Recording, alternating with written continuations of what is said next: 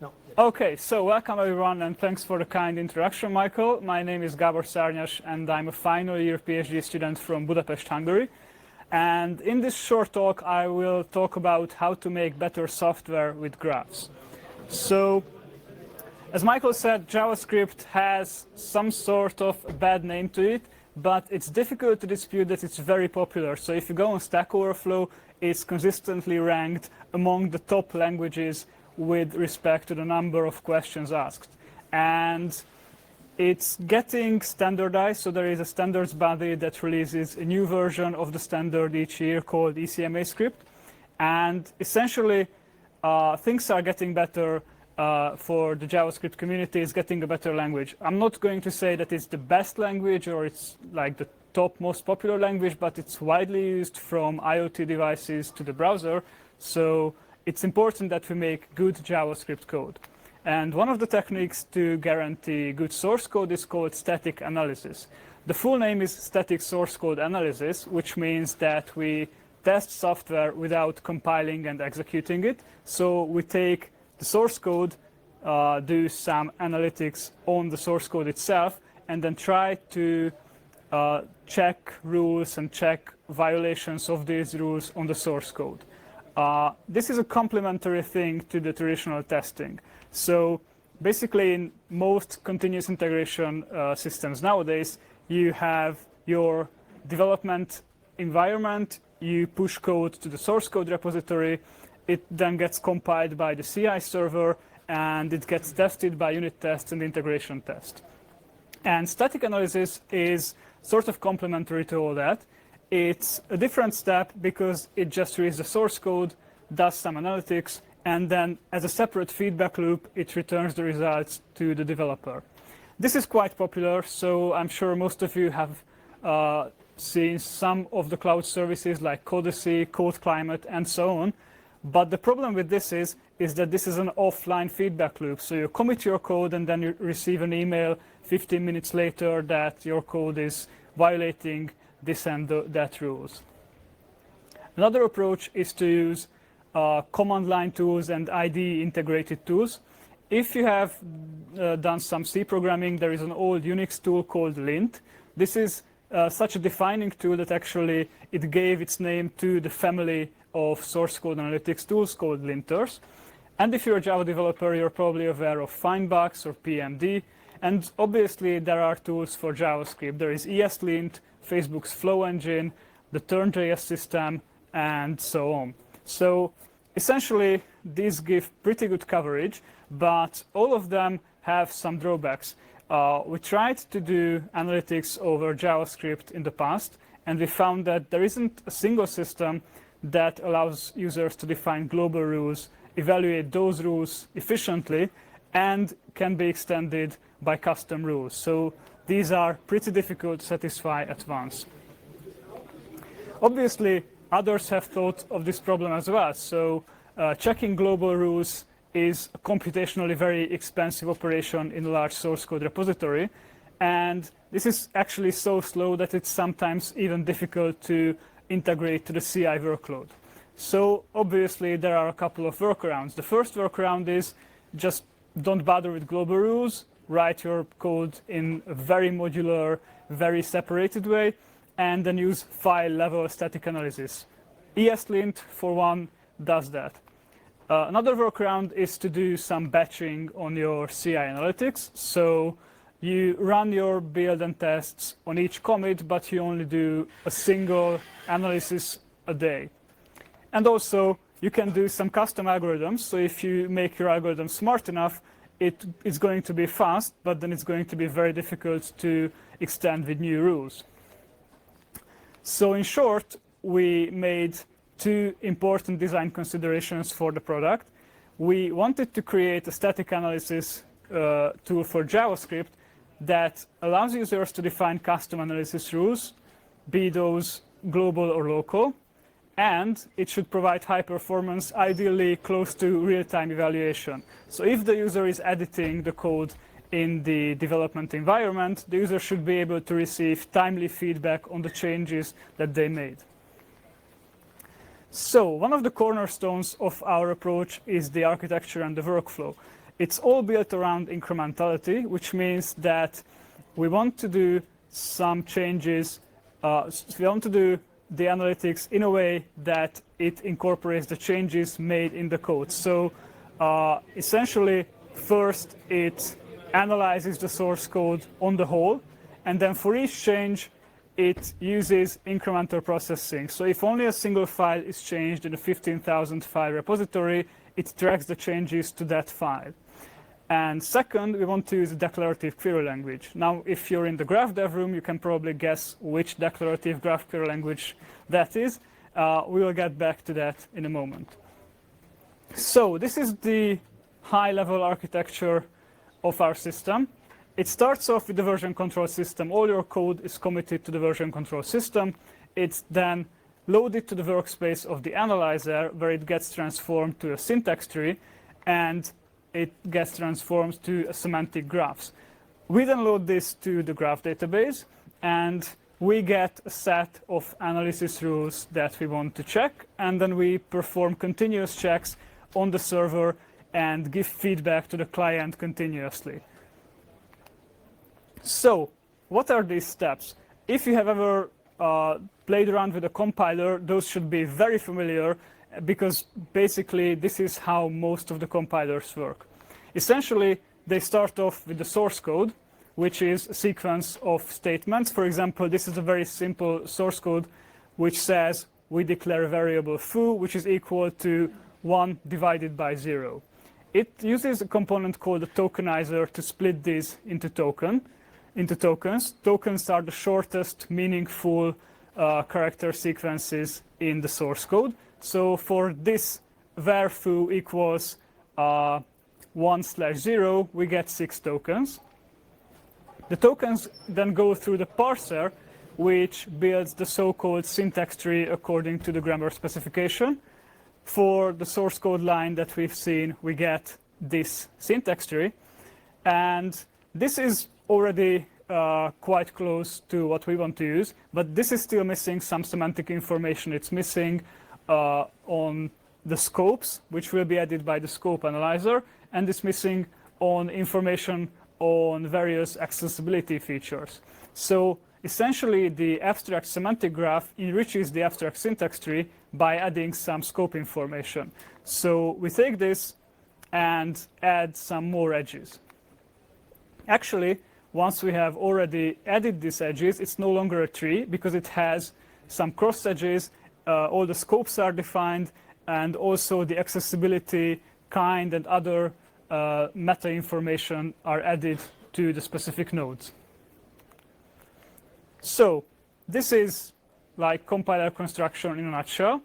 And you can see that even though we started off with a very simple experiment, like 6 tokens, a single line of code, we get more than 20 nodes, and this can be a lot more. So for a very sophisticated line of code, we can get 50 to 100 nodes easily. So these graphs are pretty large. However, once we have these graphs, we can do all sorts of pattern matching. I said that we are going to use a declarative graph pattern language, and this is Cypher. So if you have a graph like this and you know a bit of Cypher, you can actually specify validation rules. For example, you don't want your code to do divisions by 0, so you create this rule which matches the binding identifiers that are in a binary expression, then do a filtering where the expression is a division and the right value is a 0, and then do a projection operation to return the binding. And this is very useful for the developer because the developer can fix that instantly. It's a well-known truth that the sooner the developer gets feedback on the errors that they made, the cheaper is to fix these errors. So ideally, we should give the developers timely feedback on the mistakes they made in the code. So workflow-wise, it starts with the developer's IDE and the version control system. As a first step, code is loaded from the version control system and transformed to tokens, AST, and ASG step by step. Then it's transformed by a set of Cypher queries and Java code, and it's loaded to the graph database. And once we have this, we trace the core issues of the errors back to the source code and display the errors in the developer's IDE. So once we have a workflow like this running,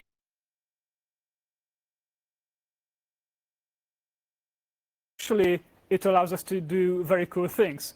One of my favorite ones is type inferencing, because as you know, JavaScript is a dynamic language, and it's very easy to write code that throws runtime errors because of type violations. Obviously, there are some workarounds for this. You can use TypeScript or other typed flavors of JavaScript, but you have a lot of legacy JavaScript code that's written in plain JavaScript, and type inferencing is key to use those in a way that will not return errors while running the code. So another use case is global analytics. Because we have this graph, we can do a lot of cool reachability style queries. We can do dead code detection. We can do a detection of async awaits, where you run an async and it's dangling somewhere in the code, but you never do an await on that piece of asynchronous call. And you can do potential division by zero detections by propagating these issues to the code. So you can check whether value can be zero at the point of the time that it's evaluated. Some tech details I think will be very interesting for this audience. One of the key issues in implementing all this is that imports and exports are just crazy in ECMAScript. You have a dozen ways to import and even more to export. So we have drawn this nice matrix of compatibility.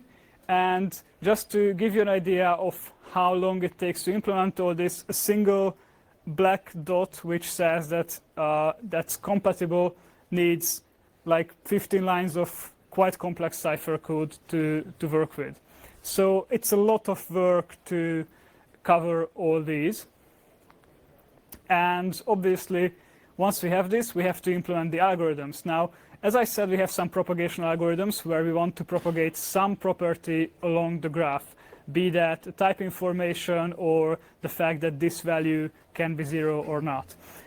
This is actually something that's called run to completion scheduling. So we give a set of transformation rules to the system and then ask the system to execute it until there are no more changes to execute. This is actually quite difficult to do in plain Cypher, so we use a mix of Java code and Cypher code, and the Java code does the propagations while it can. Another thing that we struggled with is efficient initialization of the database state. So in the first implementations, the initial build of the graph happened with Cypher statements. So we built the graph pretty much node by node with separate Cypher statements, and this obviously was quite slow. So we started to tinker around this with a bit and used CSVs to generate the graph. So as the first step, we generated just two CSV files, one for the nodes and one for the relationships, and then used the Neo4j import tool to load it to the database. This is not a very sophisticated approach. You could do multiple CSVs or binaries or other things, but already this gave us a 10x speed up. So it's actually like 1 day of work, and the initial load went down from an hour to a couple of minutes. We also stumbled upon regular path queries quite regularly because there are a lot of cases when we need transitive closure on certain combinations. So for example, you can have a situation when you have a function that's assigned to a variable, that's in another function, that's assigned to another variable, and so on transitively. And essentially, we would want to do a transitive closure style operation on those relationship types. The problem is that it's not supported by Cypher yet, so we created a workaround. The workaround is, let's start a transaction, add some proxy relationships that sort of go over those relationships, do a calculation for a transitive closure on those proxy relationships, and then roll the transaction back and essentially deleting those edges from the graph. This is I think, a proper workaround, but it's not the nicest way to express it. And obviously, the Cypher team is very well aware of this. So for the next Open Cypher, there's a proposal for creating path patterns. This allows users to create an expression where there are several relationships type next to each other, and then do a transitive closure style operation on that. Okay, so I said that incrementality is very important in this work, and actually this was my motivation to start working on this topic. So as I said, we built our system around Cypher queries. As you probably know, there is now an initiative called Open Cypher, which aims to deliver a standard specification of the Cypher query language. It was released about 2 years ago, and it's been actually adapted by industrial vendors that are listed on the logos, and there are also a couple of research prototypes. Most notably, there is GraphFlow, which is developed by the University of Waterloo, and there is InGraph, which is my PhD project. And interestingly enough, both of these target the same goal. It's the incremental processing of Cypher queries. So you have a set of Cypher queries, and you can evaluate them incrementally, continuously in your system. If you're interested in some of the details, last year I was here in the same room giving a talk about the system InGraph, and here are a couple of my slides. So the way InGraph works is to first compile the Open Cypher queries to relational algebra, and then transform that relational algebra to a representation that's incrementally maintainable, and then use an incremental relational engine to calculate the result of those queries. In the last year, we expanded InGraph by a lot of new features. It now covers a substantial fragment of the Open Cypher language, including subqueries, functions, aggregations, some of the data manipulation operations like create or delete. And there are some features missing on the roadmap, like merge, remove, and more sophisticated expressions like list comprehensions. But it's getting nicely together, and the state of InGraph almost allows us to evaluate the most important JavaScript static analysis queries. So it's possible in theory. We have 2 papers on that. One is about the compilation of Cypher queries to algebra, and the other is on the incremental maintenance of those relational algebraic expressions. So this is, I think, a very cool use case for InGraph. So as Michael said, his pet peeve is software analytics, and I think this is an area that's very important. As developers, we should strive to make better software. And others have realized the need for this and the usefulness of graphs for understanding code and analyzing code. So there is a tool called JQ Assistant. It's basically a code comprehension tool that scans the software, turns into a graph, and then you can use arbitrary Cypher queries to understand the code, and you can register a set of validation queries that you want to check on each build. There is a blog post on this on the Neo4j blog. There is also Sliza, which is closely tied to JQ Assistant. This is actually an interactive front end on top of JQ Assistant, and the idea is the same. You take a bunch of jar files, Java files, and so on, throw it at the system, it scans it, loads it to the database, and then you can use this interactive Cypher editor to visualize and discover your system. It actually has an Eclipse-based IDE, and as part of that IDE, it has a grammar to provide an editor. And funnily enough, as part of the InGraph project, we managed to extend that grammar by some new features. We actually added some features that were introduced in the Open Cypher language recently. We added a scope analyzer, and you might think that you're not using Eclipse, so this is not very relevant, but actually Xtext is quite independent from Eclipse, so you can run it in the web UI. So this is an editor which allows you to refactor Cypher queries correctly. If you do a refactoring operation, you can actually change the value of a variable, and then it will trace it back through the query.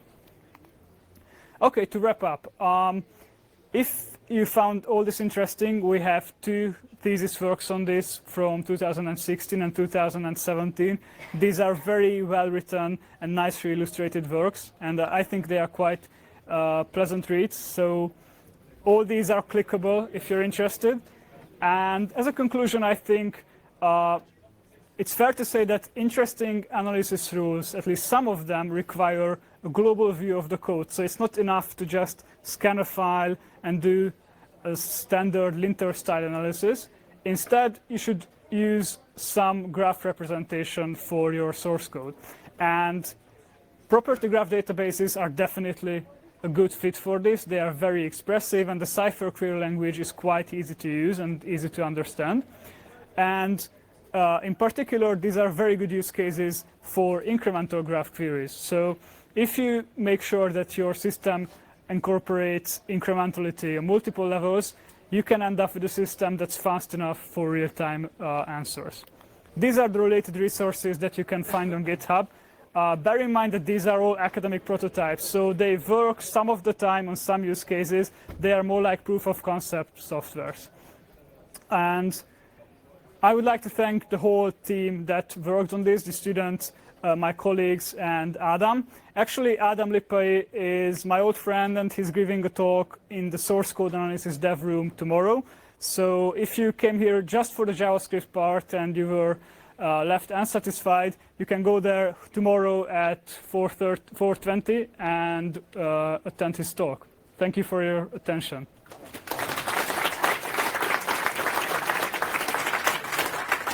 Okay, questions? I have 1 hour worth of questions to you. Can we talk?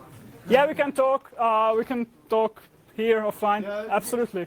So we have 12 more spaces for an after FOSDEM graph dinner. So if some of you wanted to join us there, if you want to join to talk to Gabor, feel free to come along after our next talk. But any other questions for Gabor?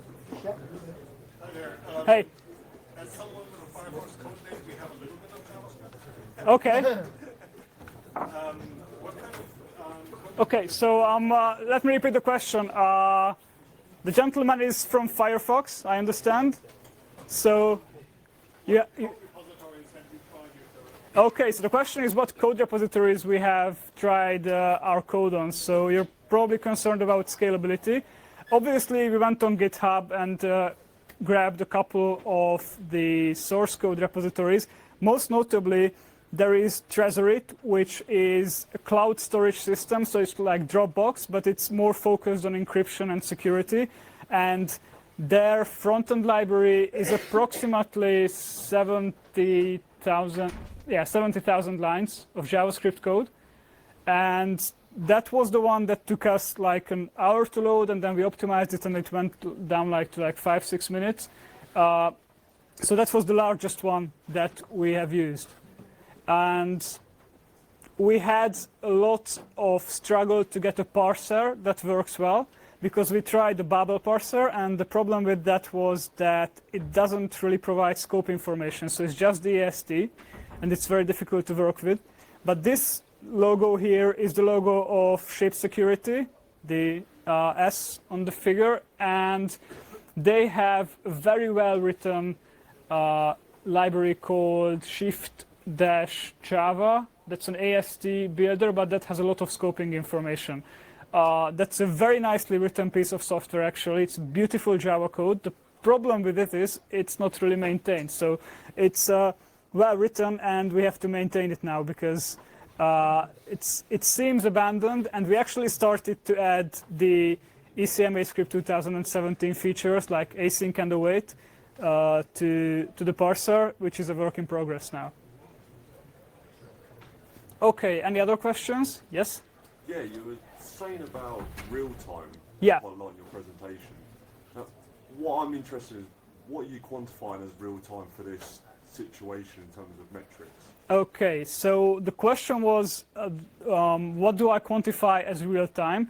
Well, essentially, it should be quick enough for developers to appear while they are working on the same file. So you're writing your file, make some changes, you press Control S, Command S, and it should pop up next to the other errors. So it should be sub-second, ideally.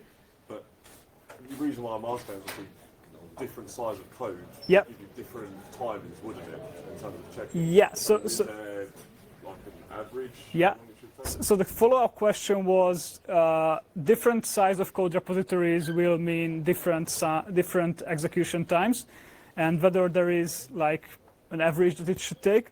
Well, for this, actually we plan to use the ingraph engine more extensively. The whole idea of ingraph is to build a huge cache on your code, on your queries, and once you have that cache, you can do, I won't say constant time, but very, very quick query evaluations, because you have all the interim results of your queries cached. So essentially, if you just want to introduce a small change, which you usually do while developing, it should be very quick and it should stay within second range. And the other thing is also that these graph queries for the analysis are often local queries, so they don't touch the whole code base or whole graph, Yep. but something in the neighborhood of this variable, or something in the neighborhood of these functions, or all the callers of this function or something like that. But they don't touch like everything that's in the code base, right? And that's why it's also less code size dependent, because most of these queries are local queries. Yeah, but I'm not an experienced JavaScript developer, but I believe there is also a need for queries that are global, like reachability stuff. Is this piece of code still reachable? Is this still correct from a typing perspective, and so on? So you can think of global queries as well. Did you ever do a structure detection, so that you can kind of run something like a graph algorithm on top of the data to identify things that would actually belong into modules, but that currently are not modules and things like that? No, but that's like more motif detection. So the question was whether we try to identify patterns in the graph, and no. But that's a very interesting, like a mixture of network science and source code analytics. So that's a good suggestion. Thanks. Cool. Okay, one last question, I think. Do you know the difference between the Facebook flow and your solution? Yeah. You Yeah, so Facebook Flow actually uses custom algorithms to make the evaluation very efficient. So, from what I understand, it does a few things and does those very well and very quickly, but it's very difficult to extend Flow with your custom rules. So if you say that my company policy is that you cannot do this and that in the code, and I want to enforce this with my static analysis tool, then that's not a very good fit. That's I think the key difference.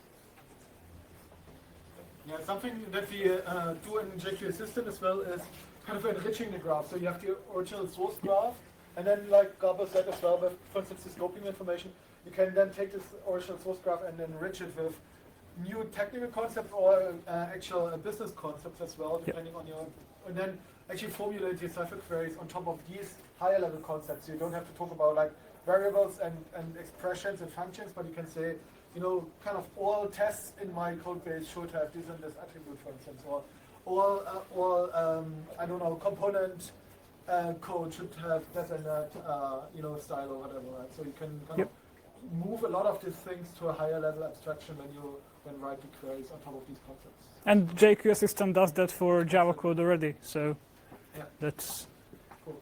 If you want to contribute to any of these source code analysis frameworks with graphs, please reach out to Gabo or me, and we are more than happy to take it. Yeah, we could use some help, so absolutely. Lots of cool stuff. Yeah. Okay, cool. Thank you again. Thanks a lot.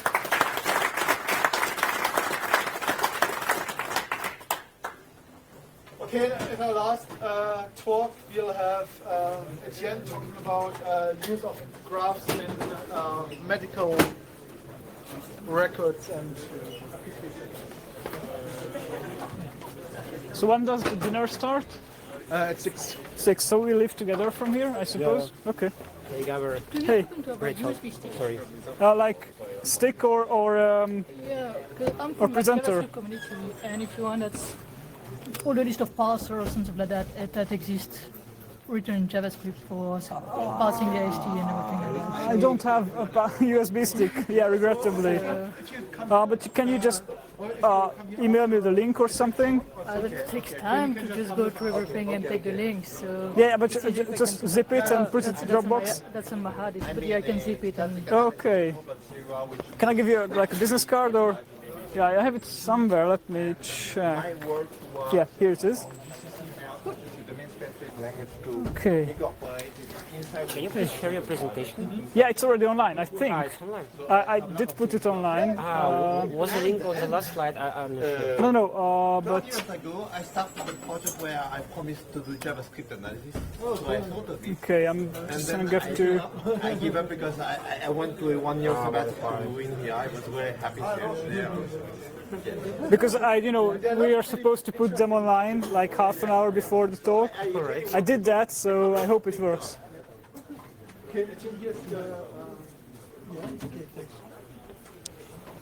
Okay.